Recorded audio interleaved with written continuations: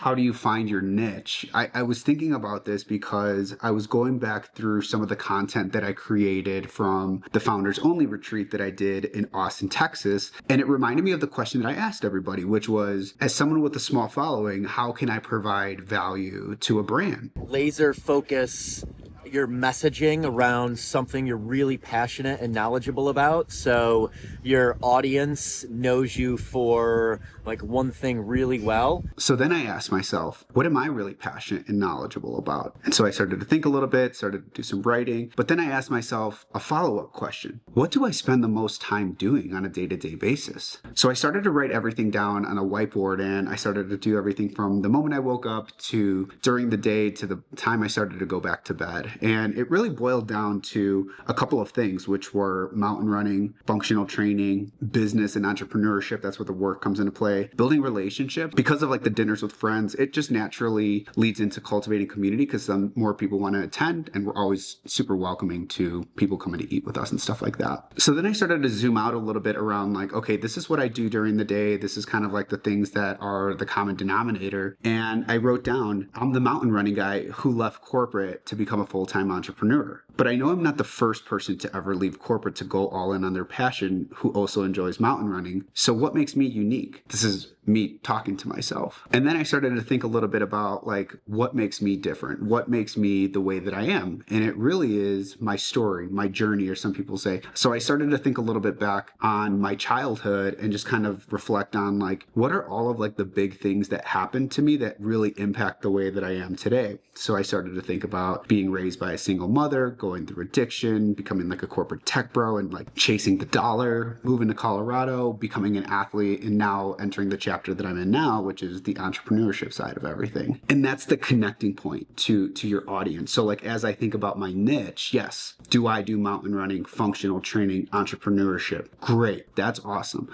But what makes me different? Raised by a single mother, went through addiction, moved to Colorado, changed up the whole story, right? Like there's this constant evolution of things always changing, and that's part of your niche. That's part of your story, and that's part of your brand. And that's exactly what's going to help you connect with your audience.